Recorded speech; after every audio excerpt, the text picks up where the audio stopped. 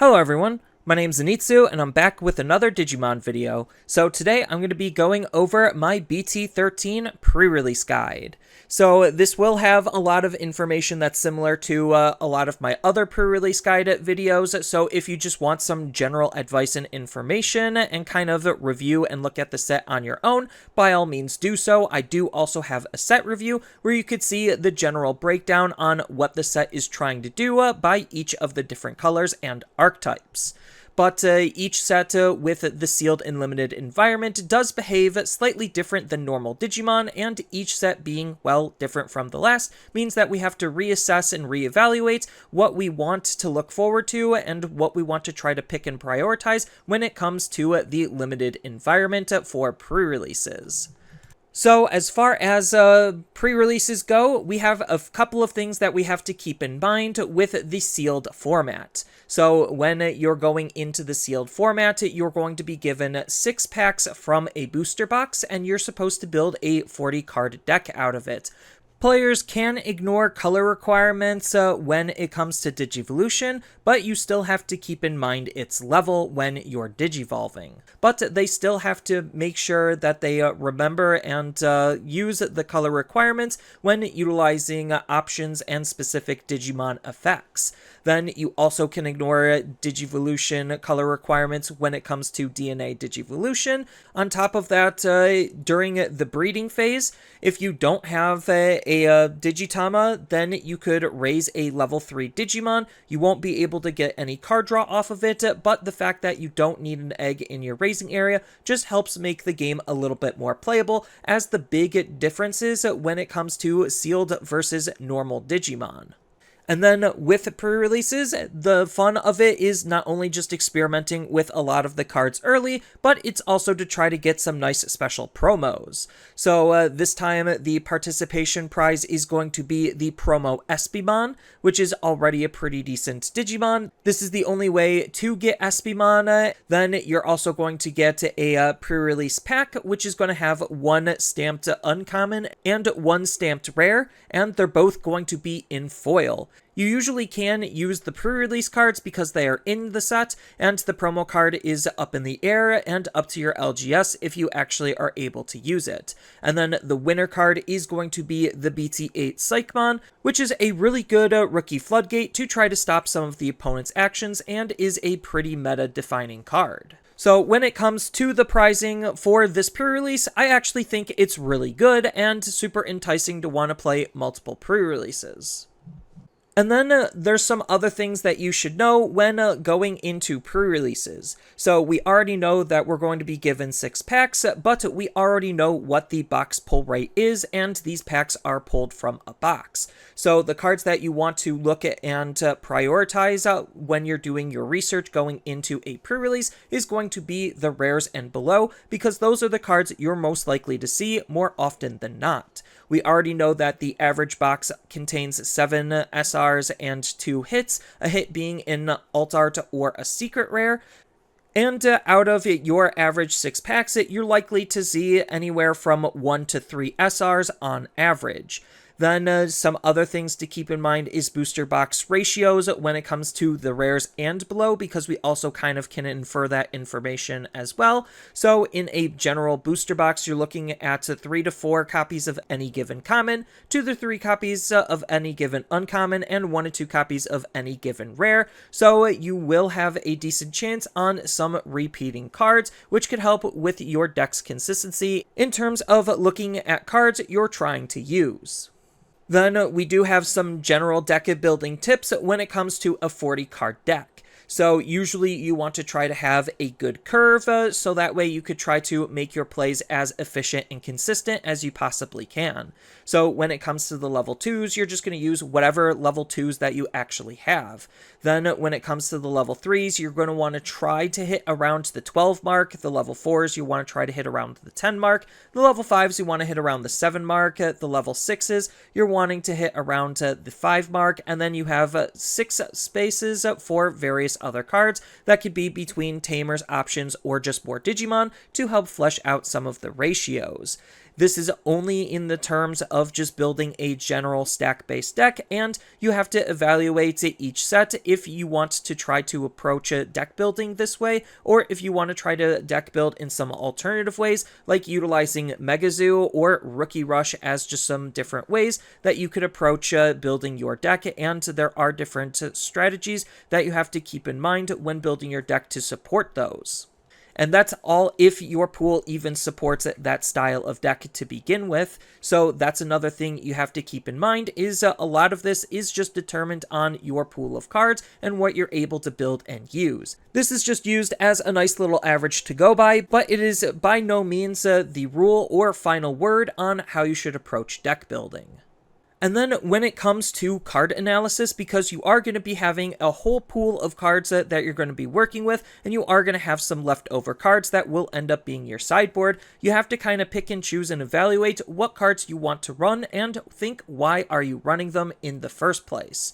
So the easiest thing that I like to use is the acronym BREAD that came from Magic the Gathering in terms of categorizing cards into defining their role and purpose for being in your deck. And cards could have more than one role or category, and the more that they do, the better the card generally is. So just as a quick gloss over, B is going to be bombs. This is your win condition or high impact cards. R is removal. This is the ability to disrupt the opponent and try to clear problematic cards. E is going to be for evasion. This is going to be your defensive cards and cards that have some built-in protections to stay on the field as best as they possibly can. A is going to be for aggro. These are your general offensive cards, the cards you're just going to try to generally push with it and try to deal some decent damage. And then D are the duds. These are the cards that are pretty useless and have no real reason on wanting to be in your deck, because there's no logical way that you're going to be able to make that card good. So just some examples of some bombs. Bombs are usually going to end up being your high-level Digimon. This isn't true all of the time, but it's just a good rule of thumb to go by, because the higher level the Digimon, the stronger they're generally going to be and the more impact they could possibly have. Then R is going to be your removal, and these cards are meant to try to deal with problematic Digimon depending on the board state, and try to control and manipulate what the opponent can do. And Digimon has a lot of different ways to be able to deal with the opponent's card, such as deletion, bouncing back to hand, putting to the bottom of the deck, DP reduction down to 0, and then the game is going to delete the Digimon for you. And then attacking into the opponent's Digimon are just a few ways that we have at being able to clear out problematic Digimon. Evasion is, again, going to be your defensive cards. These are going to be the cards that are going to try to keep you in the game and your Digimon around as best as they possibly can. So these are going to be a lot of your defensive style of abilities, like Reboot, Evade, the brand new barrier, protecting yourself and your cards. Blocker is going to be a really huge one, and luckily for us, this set actually has a lot of blockers, and on top of that, we also have Security Attack Minus to try to debuff the opponent's Digimon to make it so they can't necessarily do anything, even if we don't have blockers. So we have a whole bunch of different ways to try to stave off some of the opponent's potential game plan and protect a lot of our cards. Aggro is going to, again, be your offensive cards. Most of the time, you're going to want to try to prioritize your offensive game plan to utilizing the most efficient cards. And because of how Digimon works with security, it takes a Digimon of any level of any power in order to break a security, and whether that Digimon lives or not is to be determined by the security battle. But the faster you can break your opponent's security and the more efficient you could play your cards, and this is why prioritizing low-level Digimon is going to be super important, not only just to have those offensive game plans and lines of play available to us, but also to try to have a good start or foundation when we're trying to build up our stacks. So low to the ground and highly efficient cards are going to be some cards you're definitely going to want to look at and try to prioritize. duds are cards you don't really want to use because you can't really take any advantage of their abilities. A card like Purge of the Royal Knights, where it's asking specifically for Yggdrasil, isn't necessarily going to be doing us a whole lot of good, and this is basically just a 6 memory draw spell, which is not very good, and we still have to have a white card in play in order to utilize this card. Then, similarly, King Edamon, as an example of another dud, really requires and relies on us having a lot of Edamons and Sukumons to make useful, and, well, if you don't have a whole lot of those cards, then it's just a very poorly statted card because we can't even Digivolve into him efficiently, and he doesn't have super high stats. So these are just examples of cards on you wouldn't want to run because you can't take advantage or use their abilities very well, and there are just better cards that you would rather play instead. And then when it comes to the set, there's also just a couple of different things that we usually want to keep in mind, which one of them is going to be the Digitamas. Even though you don't have control over your Digitamas, if you're lucky enough to have more than 5 Digitamas, you're usually going to want to try to take a look at what Digitamas you actually want to use, and, well, all of the Digitamas this time around are really, really useful. You do have to keep in mind that King Drazel is a Digitama, and that's kind of a bait or trap card that I probably wouldn't want to use because it's going to be locking up at your raising area, so that way you can't actually utilize it to hide a Digimon, and even though you could have some other Digitamas, it's going to just lock them out of being useful, and if you don't have enough royal cards to make King Drazel useful, then it's just not going to be a good card, which would make it another dud, especially for a super rare. So I would highly prioritize utilizing all of the other Digitamas over King Drazel. And then when it comes to the Tamers, a lot of the Tamers are trying to be as hyper-specific with the cards and synergies that they want to be playing and interacting with. So if you could line up those synergies, then those Tamers are pretty good, but when it comes to evaluating the Tamers, you're usually going to want to try to pick the ones that are more generically good, or the ones that can fit inside of cross synergies, so that way they can be used with more than the allotted cards they're intended for.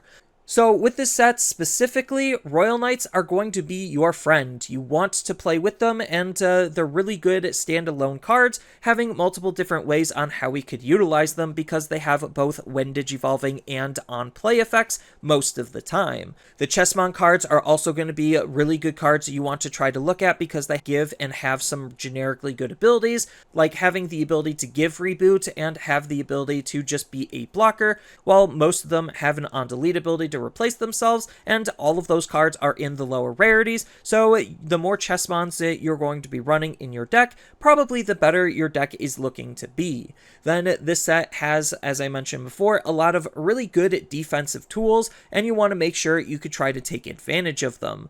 And there is still going to be some trait-based synergies, so you're going to want to try to look at, again, the ones you could utilize more than some of the others, and prioritize those lines over the ones that are incomplete and you can't take better advantage of.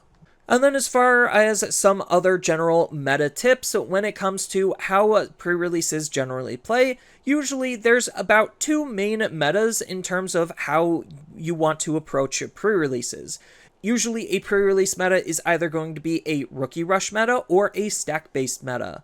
So what I mean by a rookie rush meta is basically if the set doesn't have a whole lot of defensive options and there's no real way to try to stave off some of the damage, then rookie rush is usually going to be the most viable strategy because, well, you're just playing cheap, low to the ground efficient cards, and if you could outswarm the opponent, you're going to win more often than not. But if the set does have good defensive tools, that's going to incentivize you to build more into a stack-based meta, so that way you could try to have a nice blocker stave off some of the opponent's aggression, build up into a big, large body, and have a whole bunch of impact with that big, large body, and hopefully if the opponent can't deal with it, then they're going to end up losing the game, just because of that one big body that they can't deal with. And then when it comes to some other general tips, you're going to want to ask yourself a couple of questions when building your deck, like what cards are in your pool, what is your win con going to be, what synergies and cross synergies and archetypes are you going to be playing with, so on and so forth, on top of just make sure you bring some snacks, some water, and some supplies like playmats and sleeves, so that way you're as prepared as you can possibly be going into the pre-release. So that's all I really have for this video. As always, feel free to tell me your thoughts down in the comments below, and down in the description below are a couple of different ways you could support me and the channel. So I do have a TCG Player affiliate link, so when you use that link to buy cards off of TCG Player, then some of that money will go to supporting me and the channel. I also do make and sell playmats over on Overcard Gamers on Facebook, so when you buy a playmat with my design, then some of that money will also go to help supporting me and the channel. And on top of all of that, I do have a Twitch account over on twitch.tv/Zenitsu, so giving me a follow and a subscription also helps support me there, and I do play Digimon on top of various other games on that platform as well. So thank you everyone for watching, and as always, don't forget to like, share, and subscribe for more content, and I'll see you in the next video.